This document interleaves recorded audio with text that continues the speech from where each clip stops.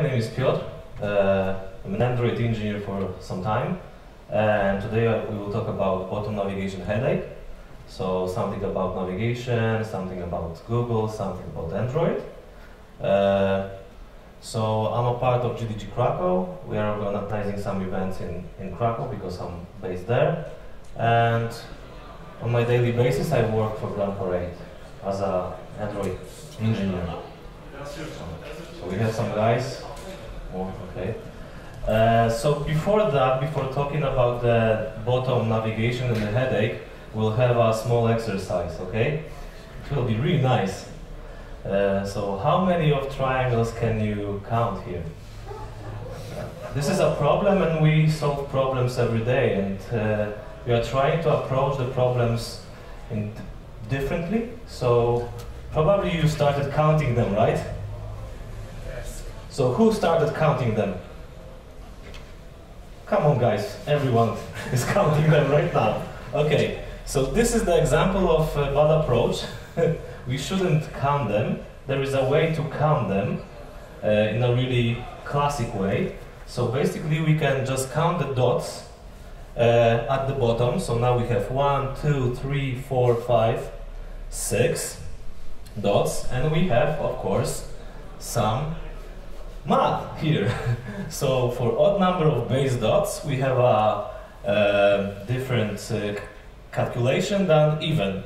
So using the math, we can actually precisely say that we have 102. So who was correct? It was not possible, actually. So this problem shows that before we approach every problem, we should actually rethink how we want to solve it, put our idea on the paper, and then code it. And from my point of view, a lot of programmers actually program by coincidence. So we are trying to solve the problem during solving the problem. So this is a really bad approach. So do you like it? No? Okay. I think it's nice. So our agenda for today. First, I will try to describe the headache, then the cure, and the third one will be the code. I'm not really good at slides. I'm better doing the code, so more code than slides. Are you happy? Yes. Yeah, me too. Thank you. Okay, so headache. About the navigation. So a lot of apps right now have this bottom navigation.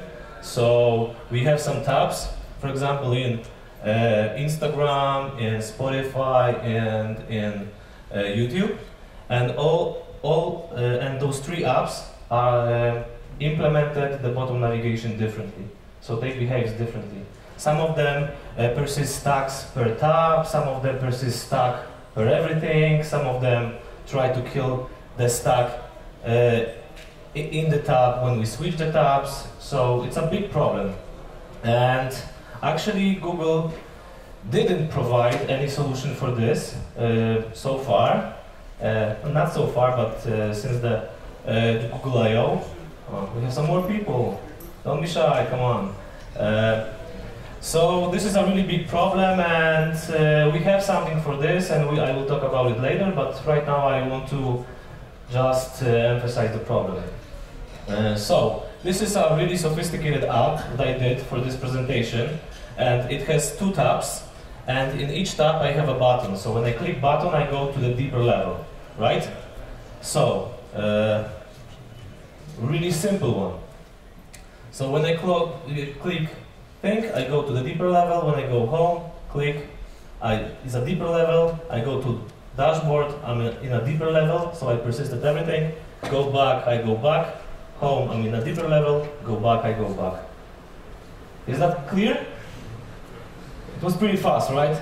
Because Android is pretty fast and slick. Okay, so what was happening here? We have a graph of our routing, let's say. So the root single graph is an Android ecosystem. When we go to the app, we go to dashboard, right? We click the button, we go to dashboard second level. When we click home, we switch tab, we go to home. But in this tab, we are in the second level. We go to a second level, so we are in 2 second levels right now, and we have to persist everything. When we go to the background and the system will kill our app, everything has to be persisted. So this is a problem. So when we go back to dashboard, we are second level. We go back, we go to dashboard. Then to home, back to home, and when we click back on our device, we go to our screen of the Android system. So it's really easy, right? Is it? Why you are so shy, guys? Help me. Yeah, so it's not. So actually we have 2 graphs here. It's not a 1 graph, but 2 graphs. And we need to actually try to persist every graph separately. So how we can do this? What is the cure? How we can implement this kind of navigation? What kind of Android components we can use to build it? Who can name them? Navigation controller. Yes, but what kind of components you can use to build screens? Fragments. Yes, we love fragments, right? So we can do it on fragments, not activities. So we have a 1 fragment manager, right? And we want to put every fragment inside 1 fragment manager and try to handle the graph. So how we can do it? We can, of course, we can do it in a single activity. We can build our graph of screens and graph of every tabs, but it's really complicated. A lot of algorithmic stuff are involved with this, and we all know from our interviews that we are not good at algorithms, right? It's always a problem. There is some solution for a problem, but it's not really easy. So what we can do, we can use child fragment managers, right, to solve this issue. So per every tab we can have a fragment, right? And in this fragment we can use child fragment manager to store our nested fragments on backstack. And this is how people do it. And also they use Pager. So in Pager you have your fragments, and you put the fragments on in every fragment on the backstack. So it's doable. It's always hard. So probably doing this, you will put a lot of effort to code it, to maintain the code, and in the future, when you will have to implement deep links, custom animations during every screen, it will be hard. So how many of you had this kind of architecture of the navigation in the app using fragments and Pager? Well, some of you. And the rest? Okay. How many engineers do we have here? Just 1. Okay. So fragments. So with fragments we have a lot of problems. So transactions. So we need to deal with the transactions, code them manually, add some transitions, pass some data or whatever. Oh, it's a hell. We have transitions. So when we want to code transition from one to another, let's imagine that you have your app, you build your navigation, and you have your default animation, just fade in, fade out. It's really smooth. But then you have a request from the UX guy. Between this one and this one, there shouldn't be a really smooth touch, but there should be a slide in and slide out. And you say, no, I have a transaction in one place. I cannot switch. We can switch for all of them, but not only for one. So you say, I don't know how to do it. And then iOS guy say, I can do it easily. And you feel like that. So, also deep links. So a lot of apps have deep link support. So when you need to go from some notification to a different part of your app, you need to go there, you need to persist the backstack. So when the guy is taken from the deep link to some screen and you could go back, you need to rebuild the backstack. It's also a problem. And data sharing. So we don't know how to share data between fragments. It's not so easy. It's also always a problem and we don't know how to solve it. Probably we know, but there is always a better way. So we are trying to solve it during the coding, the same way as we counted triangles, right? So it's not a good idea. So okay, so with all the problems, when we have them on mind, we are like this guy. Who knows this guy? Nice. Yeah, this guy is really nice. So yeah, a lot of math, a lot of unnecessary boilerplate is produced, and we don't want it. So now navigation components. So this Google I/O, Google actually helped us. They released an alpha version of navigation component, and it's not an alpha actually. They said that they are really sure about the implementation and how it works under the hood, but they want to actually give you something they give you an opportunity here to actually change the API. So if you will start use navigation component right now, you can actually do something with Google, right? So change the API and everyone will work on your API. So it's a really good chance to actually collaborate with Google right here because of the alpha version. But it's really stable, and I would like to show you how to use it, how to approach the problem that I described before with the navigation, how to persist it, and how to do it in a clean way. So, as I said, this is the end of the presentation with slides. Now we will do some coding. Are you happy? Yes. No, you're not.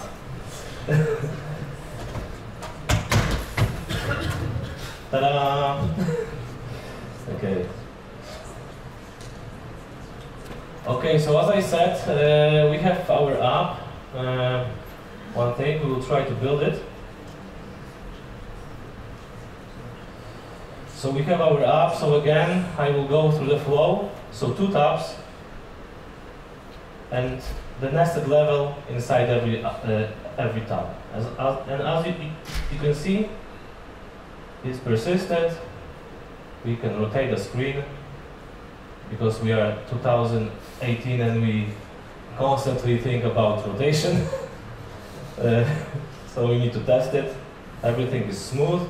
And we can go to background, and we can kill our app.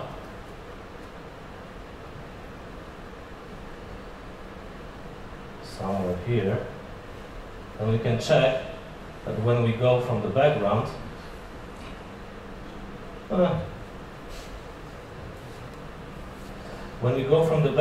everything is okay. So we are in the right place, in the right position.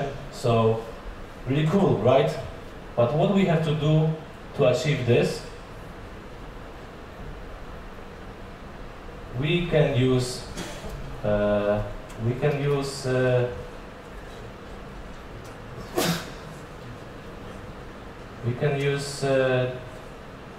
wait.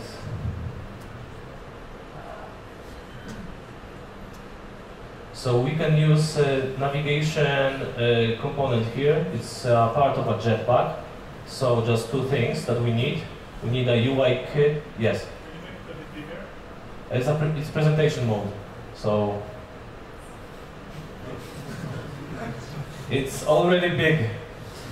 That's what she said.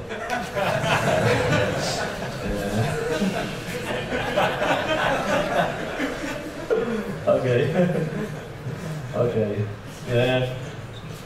So maybe you can go here.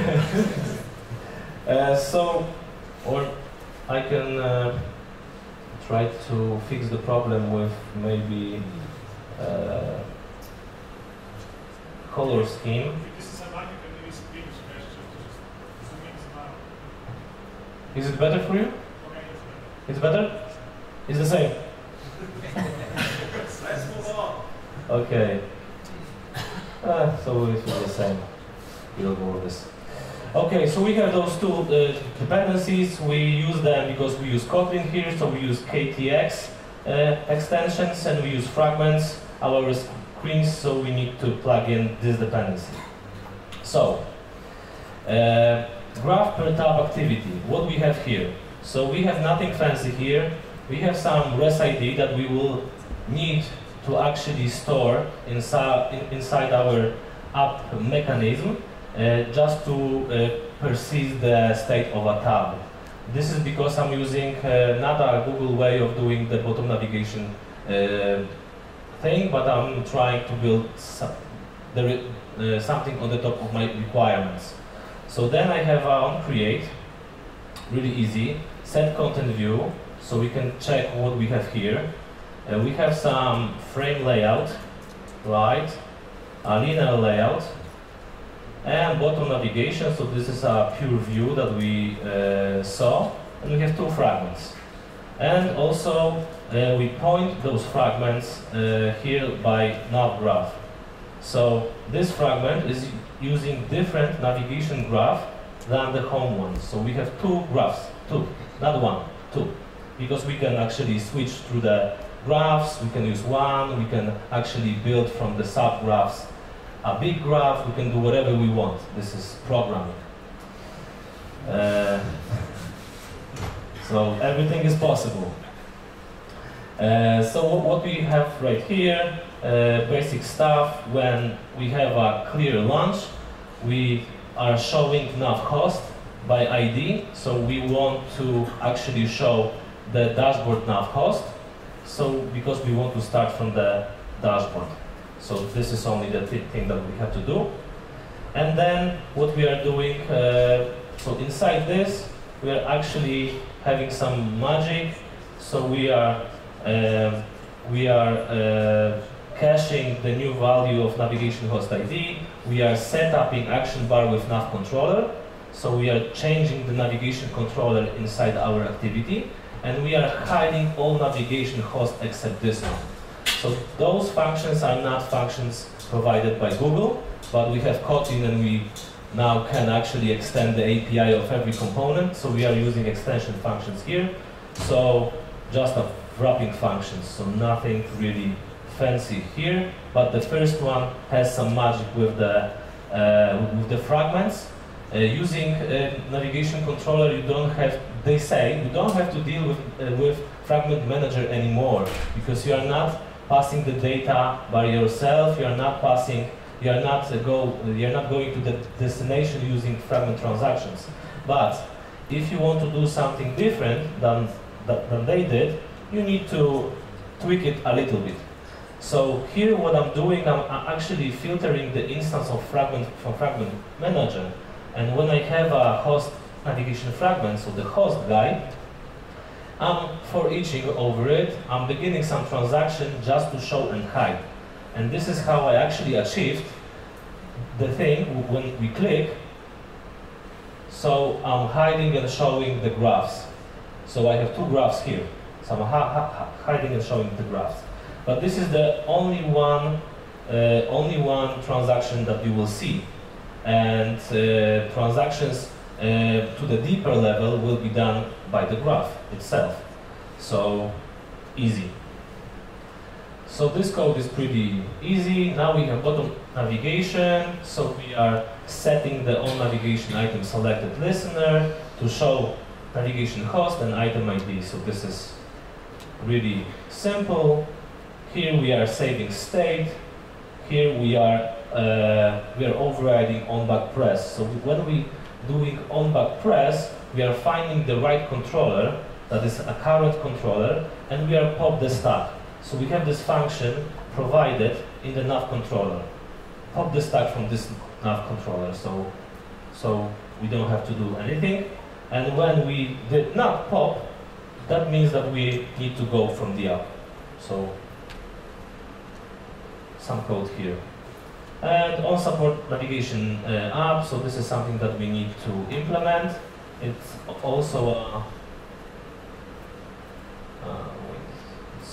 also a function from the app compat activity. So they already added this. So here we are also finding the graph, and we are saying navigate up.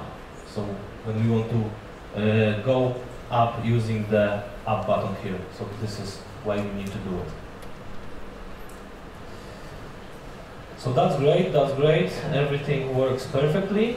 So our navigation is pretty simple. So imagine when we need to build something, more tabs, so we grow, but this base code will not grow because everything more is on the navigation controller level. So now we can check navigation graph.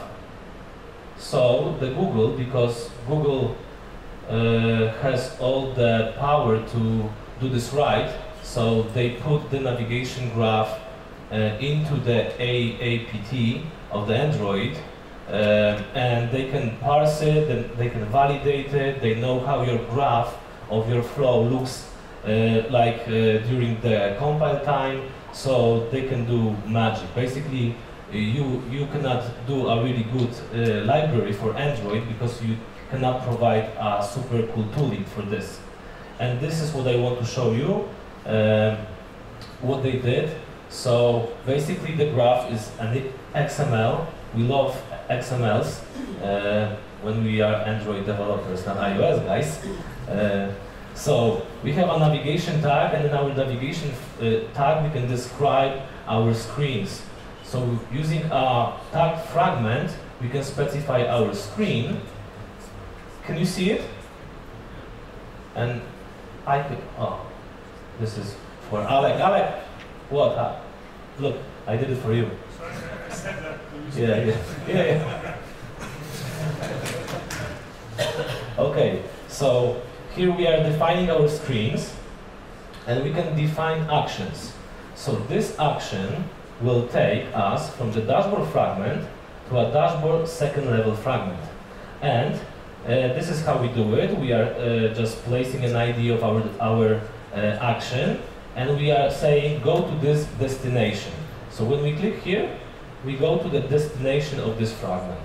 So we are just saying go to here and here and here, and also with actions we can put some more things into them. So basically, to create this action, we don't have to do it manually, but I really love XML, so I did it, but we don't have to do it. So we can use the visual tooling support. So you can add your new view. So the tool actually checks what kind of fragments you have in your project, what kind of activities, and you can just put them to the graph. So it's really easy. You don't have to dig in, you don't have to remember your naming of your screens, everything is here. So just adding. So here we have two things. So we are having this destination. Right now I deleted the action, so we don't have it. But if we want to do it, we can just do something like this, and it's done. We are going from one thing to another thing. Pretty simple, right? And the code is readable, really readable, so it's the same thing that I coded myself manually. So it's really nice. And the same thing when we go to the graph per tab activity, we have the same kind of graph here, because what I showed you, I'm switching the graphs. I'm not using one graph but two graphs here, and it's really easy. Also here everything is readable. So as I said, when you have deep links, you can put a deep link to your navigation graph and it will go directly to your screen, because the old graph is known by your app during the compile time and during the runtime. So it can go to this screen and everything, so the backstack will be built for you. So when you go back and back, you will go through the backstack views. So it's for free. And also I said that we have something like animations. So here we have animations per actions. So how easy is to add a transition between one fragment and another in a one place, not in a global state. Here we are in home, so we are just clicking on an action, and we have transition. So we have transition per action, and here we can use our old, well-known animators from Android. So we have some default ones, but I coded just a slide out and in for you. So on enter we will slide in, on exit slide out, pop enter slide in and out. And when we will build it, so we are just changing some fields. It's a magic, right? We don't have to program. We can feel like iOS engineers. So, home, and look, whoa, fancy navigation. And I don't have this.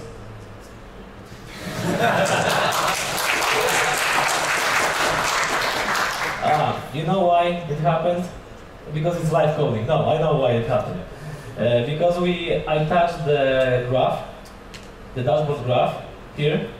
So probably I changed some ID. So just to find the usage of this guy, it's here. We will go to the. Okay. So now let's try to rebuild it. Maybe something happened. Oh my God! it has to work. It works. Yeah. But as you can see, adding transition just in one place is really easy. So you don't need to argue with your UX that you cannot do such things. Now you can. So it's really nice, and you can do whatever you want here. So yeah. Same question, because most of the stuff is like being done at compile time. And the crash you had was because of instant run kind of thing? No, actually I messed the XML, so I deleted the action to the destination. And I did it by clicking, so probably what I did, I generated a different resource ID that I'm using in my fragment to go to the destination.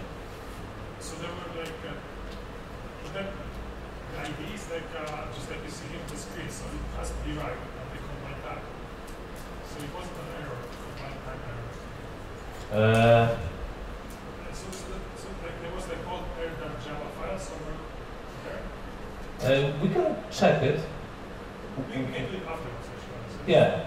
I was surprised that there was like no So just to make it sure. Yeah, we generated different ID. So I'm not using any instant run here, so I'm not sure why it happened. But yeah, I don't know why. Okay, so we can do actions, and probably you have this question on your mind how you can pass some data from one screen to another, right? So basically they did a really great thing, because Google are really great doing tools. So they did an annotation processing tool to generate for us code that that can be used to put some data from one screen to another. And I will not show it to you right now. I will just show it how easy it is to add it. You are just adding a dependency to your class path here, and then you are adding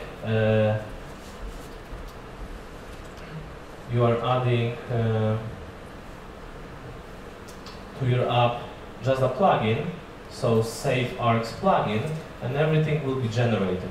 So when you will build some argument that you want to pass to this fragment, the code for Kotlin will be generated, and you will use just some factory method to go to your destination. So just a wrapper function.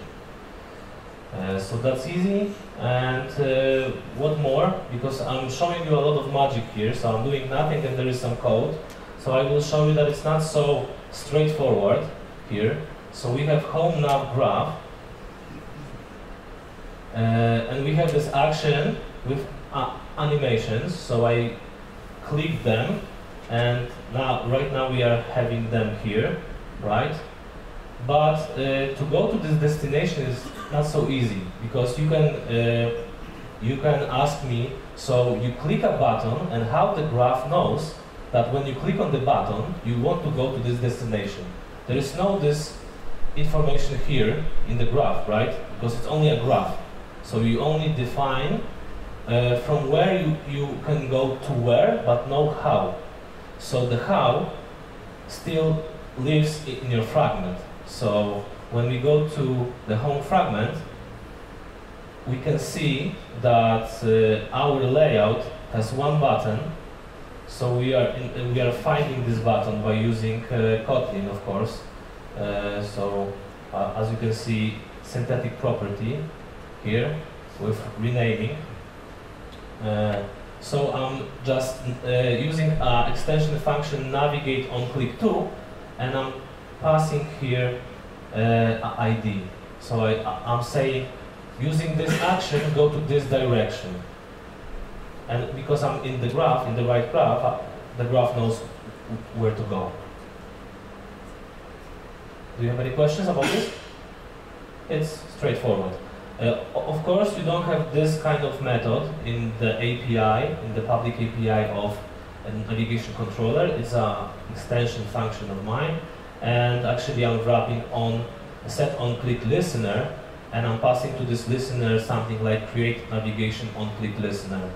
This is a function provided by Google. So they are doing this KTX project, and they want to use Kotlin to actually provide the best experience of the API that is possible. And doing your own extension functions, you can build something on the top of the API, and you can also just write to Google and add your own extension functions to the project. So this is a really good way to contribute. So, and it's a time to do it because of the alpha version of the library. Wow, I can sell the navigation controller. So, why I wanted to show it to you, because I think it's a really great tool. It can solve a lot of problems that you have in your apps. Google, how they, so basically they did it because they saw a problem in the community, and they want to actually help us. So they built a lot of tools in Jetpack to provide the best architecture experience for your apps, and this one is actually a big thing. So how many of you tried it in your apps? Okay, so we have 6 people, and probably in the room we have the same like in triangles. I need to. Okay, so we have 40. So I don't know why people are afraid of using it. Probably you think that it's the same as the constraint layout was at the beginning. So do you remember the time when they released the constraint layout in alpha? How was it? Okay, you said it. So it was not ready. It was not ready. It was maybe not a crap, but the constraint layout internally is a really complex thing. So they released something in alpha, but it was alpha because of crashes, because of a lot of different things. Here, they assure you that everything internally is correct. They are actually proud of it, and they are using this already on production. So the alpha is only because you can put you can change the API. So this is how they did it. So please use it. Find your own solution for your problem, and use as many tools from Google as you can, because they can really save your ass. Thank you.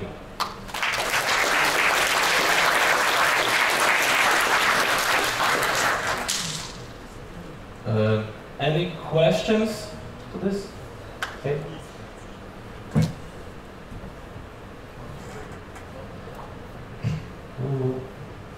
So it works. Okay.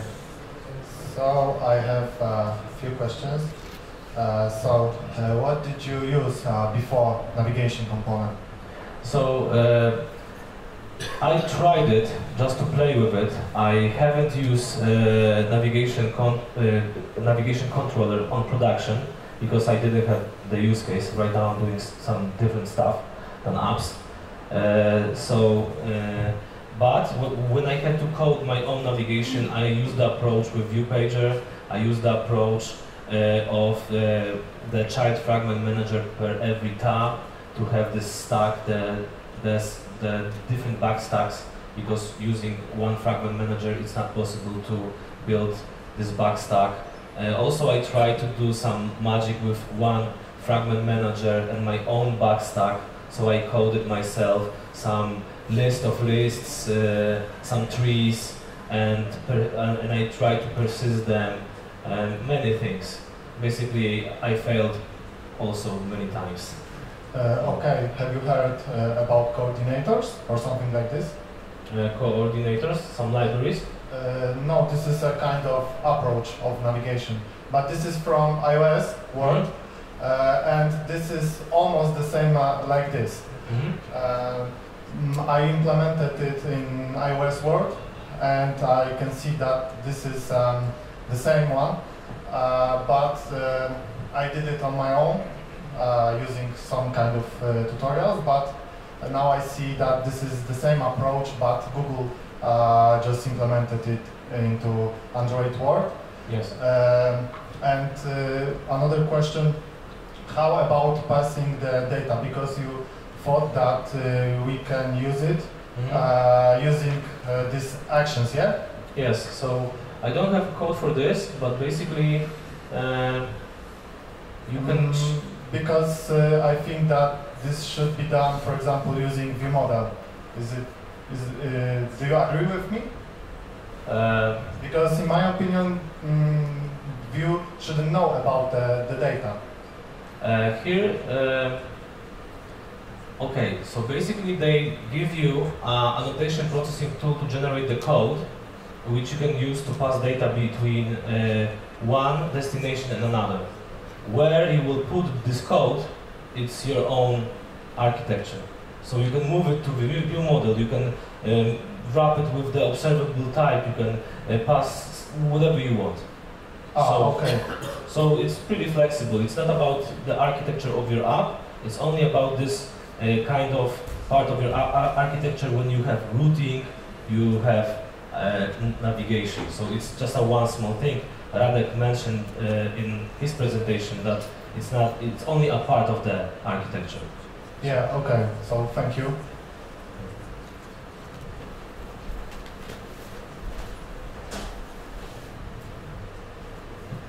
Thanks for the presentation. As there is already one Apple fanboy in this room, let me be the other one. So you were looking for, so you try to promote Android navigation components, and you're looking for arguments. So let me help you with that. So you're using console layout. It's a thing on Android, and of course we have auto layout on iOS for many years now. Yes.